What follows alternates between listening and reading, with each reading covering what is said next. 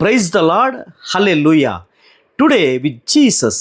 ಯೇಸು ಕ್ರಿಸ್ತರಲ್ಲಿ ನನ್ನ ಆತ್ಮೀಯ ಸಹೋದರ ಮತ್ತು ಸಹೋದರಿಯರೇ, ಮತ್ತಾಯನ ಶುಭ ಸಂದೇಶ 16ನೇ ಅಧ್ಯಾಯ 13-17 ವಾಕ್ಯಗಳಲ್ಲಿ ಯೇಸು ತನ್ನನ್ನು ಹಿಂಬಾಲಿಸುತ್ತಿದ್ದ ಪ್ರೇಷಿತರನ್ನು ಕೇಳಿದಂತೆ ಇಂದು ನಮ್ಮನ್ನು ಕೂಡ ಕೇಳುತ್ತಿದ್ದಾರೆ.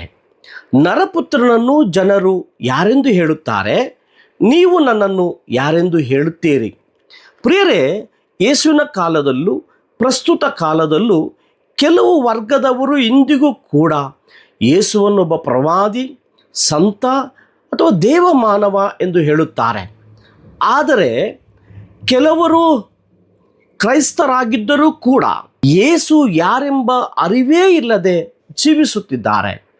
ಆದುದರಿಂದ ಯೇಸು ಇಂದು ನಮ್ಮನ್ನು ಪ್ರಶ್ನಿಸುತ್ತಿದ್ದಾರೆ, ನೀವು ನನ್ನನ್ನು ಯಾರೆನ್ನುತ್ತೀರಿ?